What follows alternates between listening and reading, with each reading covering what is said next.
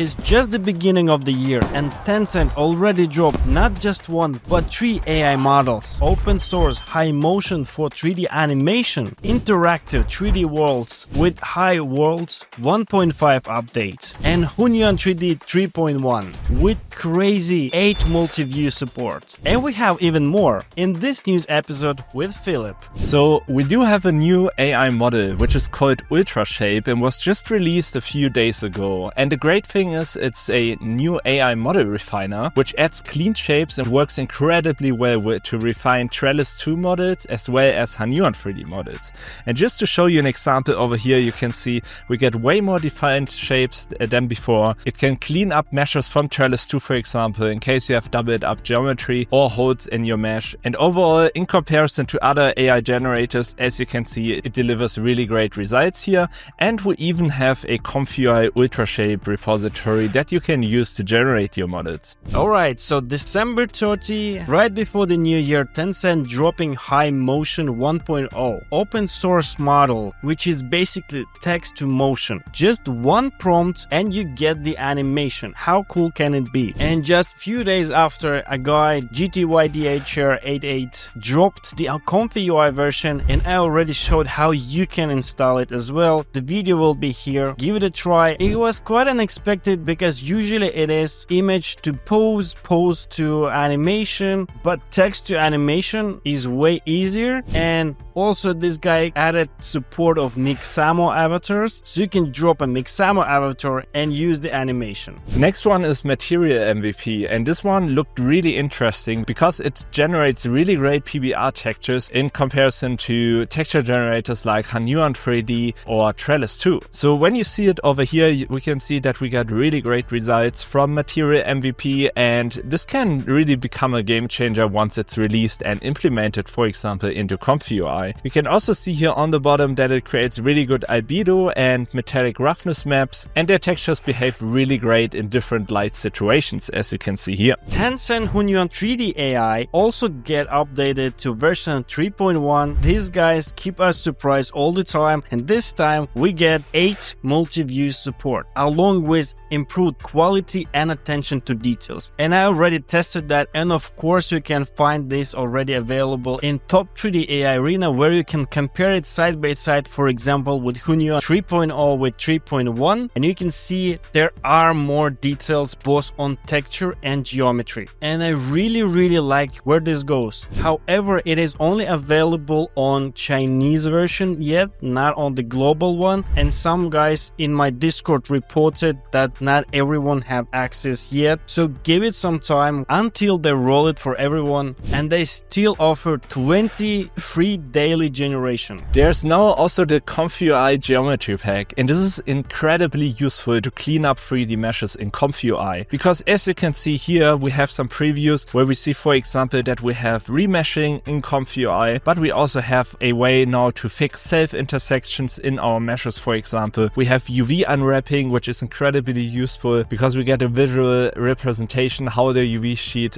looks in our mesh, and we can build really nice workflows with it. In addition to that, we can also repair our meshes with this tool, and we can even fix like normals, for example, or analyze our mesh. So I can highly recommend to check it out. It was made by Andrea Pozzetti and already is available in ComfyUI. Next up, we do have Tripo Studio update to 1.0. Basically, that's their official launch, and they also updated 3D AI generator for better textures and geometry adherence along with UI. And I need to be honest, I like new UI way better. It is much easier to use now, and one of the significant update is related to Smart Low Poly version 2, and I of course already tested it, and topology looks way better than before. Before it was looking more like remesh. Now I am starting to get feeling this is topology, and this example is actually quite good. Definitely give it a try. A lot of free credits for new users, which is cool. Next up, we have a big update for Rodin Gen 2, and this includes a big improvement for retopology meshes and the way Rodin retopologize meshes overall. Because when we look at it, we can now retopologize meshes in a more effective way for low poly meshes, and this can become really handy to create low poly meshes for games and so on. So definitely make sure to check it out and let us know down below in the comments how well well you think the new Retopology mode works. By the way, in case you haven't yet, make sure to join my free newsletter Future Frames, where I will show you exclusive workflows and you will be the first one to get it. For example, how you can turn a mesh like this one with Trellis 2 in a detailed mesh like this one, which still has a lot of holes and stuff. We will then combine it with UltraShape actually in ComfyUI itself, and we will then have a 4K textured mesh in the end. And best thing is that this is all local and you can run it on your own PC and you will have a detailed step-by-step guide.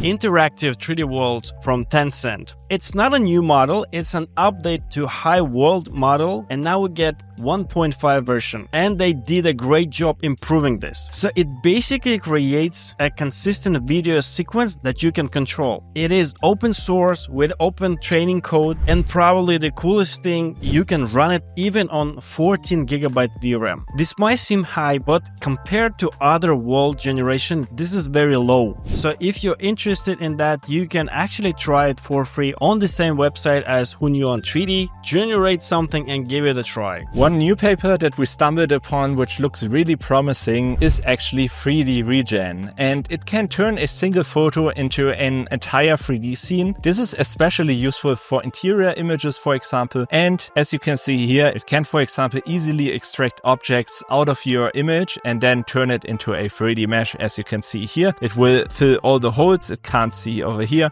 and this can become really handy, for example, for architecture and visualization previews. It was made by the University of Tübingen, by the way, and the code for it will be released by the end of January 26. And last but not least, we get Spark 3D release. Do not confuse with Spark 3D. And this one is impressive because this guy is showing a new approach of 3D reconstruction that takes best from regression-based and diffusion-based approaches, and they're showing quite impressive results. The quality is on level of open source models, maybe a little bit higher, but that's not the most impressive thing. You can go and demo it on Hugging Face, and now you'll see everything in real time. I dropped the image reference here. I will not do anything else. I'm gonna press run. This is the background removal, which takes 3 seconds, and there's a 3D model generated in just 1 second, guys. That's truth. The key thing about this reconstruction approach is that it basically first create a point cloud, and based on the point cloud, there's an algorithm that adds up diffusion approach and create a model.